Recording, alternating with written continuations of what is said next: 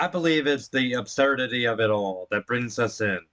Four talking, walking, lean green fighting machines, and the Rat Ninja Master Splinter, along with a great supporting cast of humans, mutants, aliens, robot cops, and more, as they take on the likes of Shredder, Krang, the Rat King, and Drake, and so many more.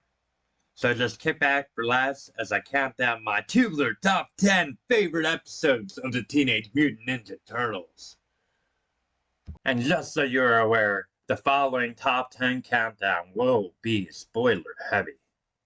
Number 10, The Legend of Koji. So Shredder devises a plan to go back into time, 1583 to be exact, in ancient Japan, to hunt down Hamato Koji, who happens to be an ancestor of Master Splinter, to go back and make sure that Master Splinter never exists. So as Shredder goes back and takes over his family's army, his descendants' army, which is a pretty funny scene, by the way.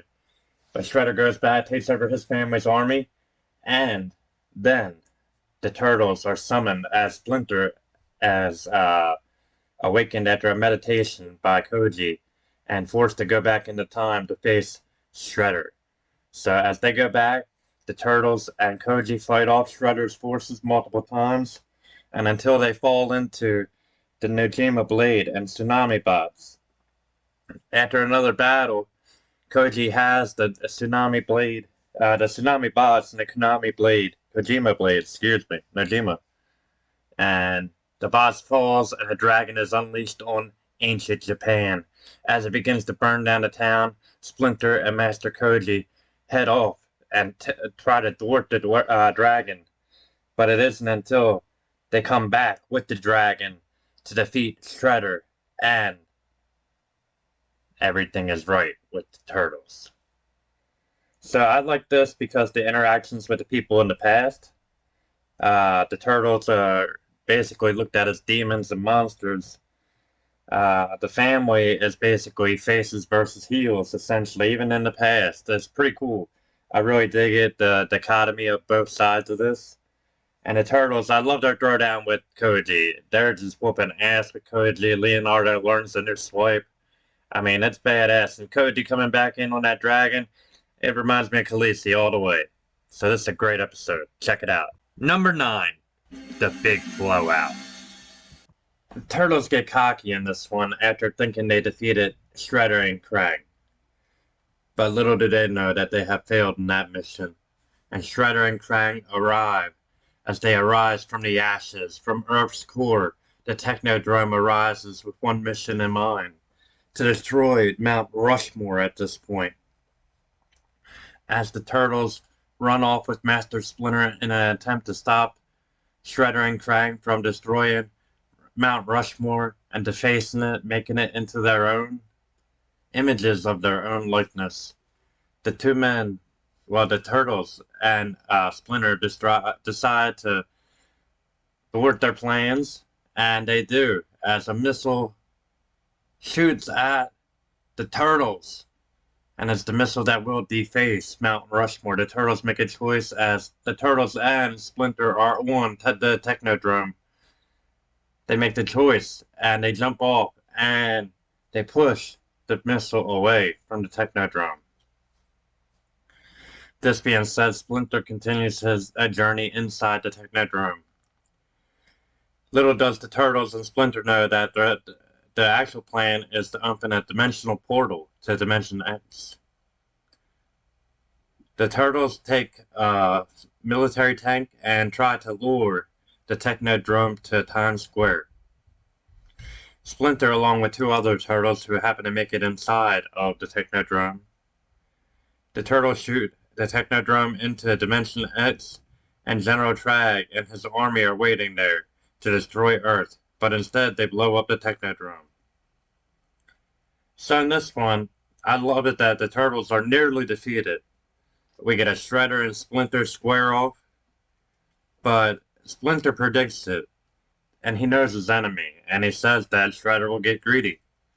And thus far he does. I mean, we get the image of him nearly falling to his death, kind of a la Luke Skywalker and Darth Vader, their battle. So this definitely gives me Empire Strikes Back vibes, so I definitely recommend this episode. Go ahead and check this one out. Number 8. The Old Switcheroo.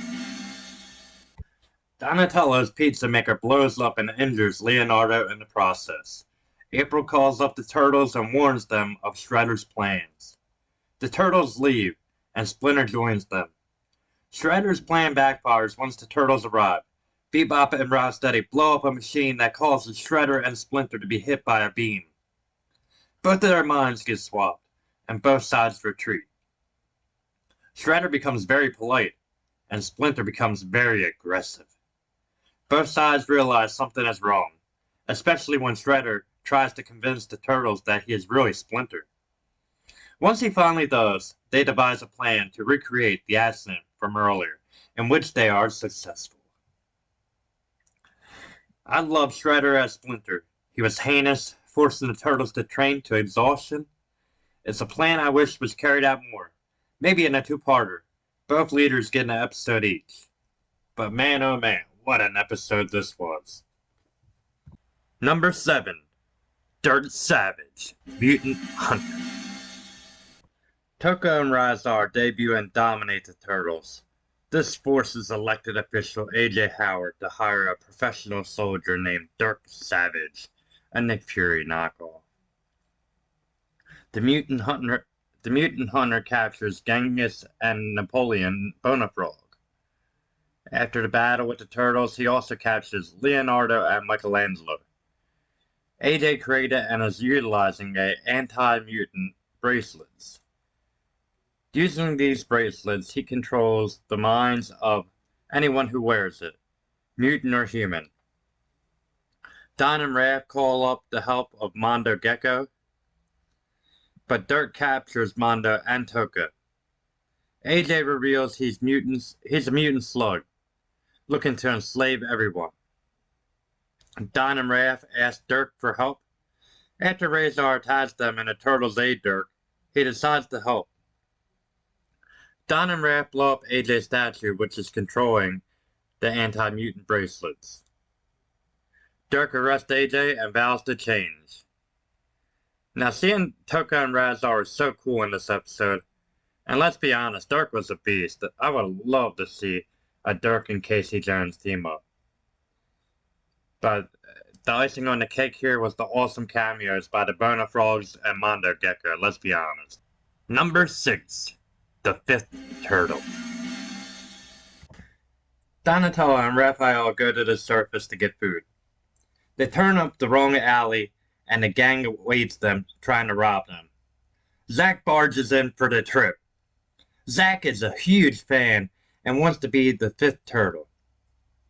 After the turtles take out the gang, Zack disappears with Raphael's turtle com. The turtles meet up at the lab to take out Shredder, and that's until Zack comes in and causes a distraction that helps Shredder get away. After the scuffle, Rocksteady reveals the plans that they're trying to bring the Technodrome to the surface. Zack wisely trails the turtles all the way back to their lair.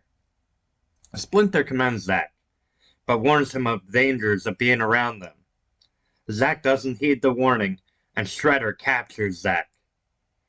The turtles try to avert the plan that they got captured, until Zack lends a hand setting them free with a new trick he learned with the turtle com. And that trick earned Zack his rightful place as the fifth member, the fifth turtle, if you will. Now, Zack lives out every kid's fantasy in this episode. The kid has a ton of heart and just wants to help. It always amazed me that Zack could find their lair, but Shredder couldn't. Tells you a lot about this kid. Number 5. The Rat King. April must write a story on the city's recent rat problems. After talking to the turtles, April heads to the field for work. April and Irma are cornered by rats in the Channel 6 van. The rats eat through the tires, and the ladies run and catch a bus to Channel 6. When April begins her report on rats, the lights go out and April is gone. The turtles begin to hunt for her, but while hunting for April, they notice Splinter acting strange. The Rat King is introduced as the one who took April. April accidentally reveals that Splinter is a rat. The Rat King finds the turtles, and then he brainwashes Splinter. Splinter defeats the turtles easily. And just before Splinter can land the finishing blow to the turtles, Leonardo helps him snap out of Rat King's spell. Meanwhile, April O'Neil escapes. Splinter decides to sit out the next mission, and the turtles begin hunting. Irma begins hunting as well.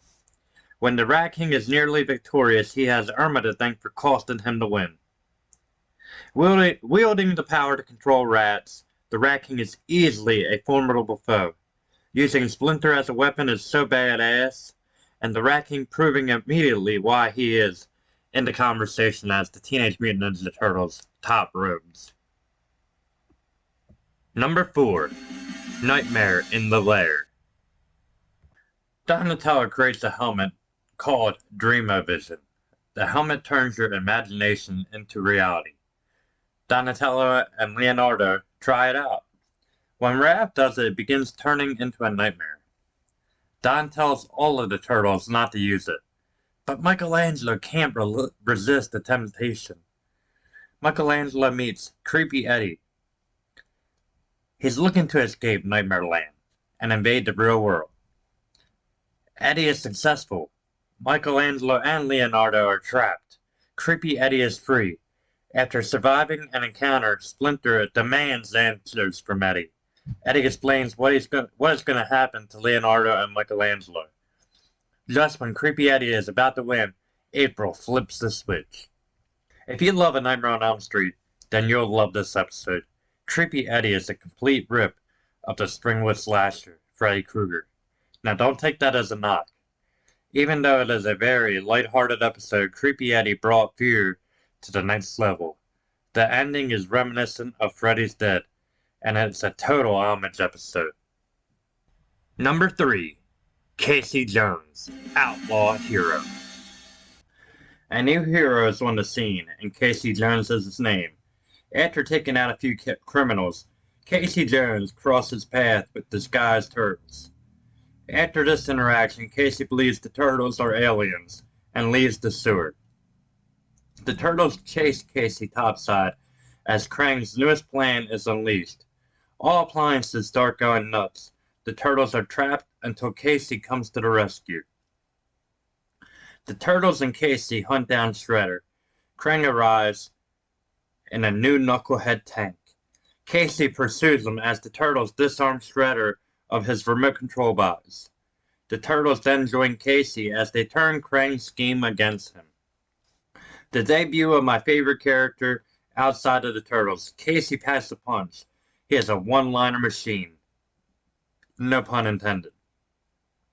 Casey is the equivalent of a wrecking ball because in this episode he destroys everything in his path. Number 2. Turtle Tracks. April does a report on the Foot Clan. Afterwards, she is chased by a gang insisting that she stops talking about the Foot Clan. She is chased down into the sewers, into a dead end. The turtles work in the shadows and save her. Once the turtles are revealed to her, she faints. The turtles take her back to their lair, and Master Splinter explains their origin story. After the story, the turtles tell her they will help her with the Foot Clan as long as she helps them find a cure for Master Splinter. They head to the surface to Ninja Pizza. The Shredder watches on pondering Hamato Yoshi's fate. As the turtles destroy the Foot Clan, Shredder tells all remaining Foot Clan members to escape their ship before the turtles can discover the Technodrome. Shredder floods the place, forcing the turtles to aid April instead of chasing him. Splinter is shown the Foot Clan uniform, and he says that Oroku Saki is alive. First and foremost, this episode is how you kick off a series. I love the backstory of the turtles and Splinter, and we get a tease of things to come with Splinter and Shredder's endless battles. And the Technodrome is referenced. Number 1. Night of the Rogues. After a tip from April, the Turtles take out and embarrass Shredder once again. Krang manages to get the files from the Hall of Records, but Shredder is still enraged, and he begins to form an army. After locking up Bebop and Rocksteady, Shredder awakens Chrome Dome and recruits the Rat King, Slash, Leatherhead, Tempestra, Scumbug, and Anthrax to terminate the Turtles. The Rogues force the Turtles to retreat to the sewers. The Rogues then attack the surface to force the Turtles out of the sewers. The Turtles attempt to stop the Rogues Gallery but fall short. Master Splinter calls on the help of Casey Jones and Zack. Chrome Dome separates from the bunch and pays for it Terminator style. Zack gets the info they need and they rescue the Turtles. Then they surround the Rogues. When Shredder doesn't pay, the Rogues won't play. The proverbial kitchen sink is thrown at us. An episode of gigantic proportions here. With a stacked team of the Rogues, the Turtles must rely on their friends, and their friends come through. The addition of Zack and Casey Jones makes it for me. It takes an excellent episode and makes it into one of my all-time favorites. The number one. This is my number one episode. Let me know your top 10 favorite episodes in the comments below. Be sure to check out more of my content on these social media pages. Also, be sure to check out my top 10 favorite episodes of The Real Ghostbusters, dropping in late October. Thanks for watching.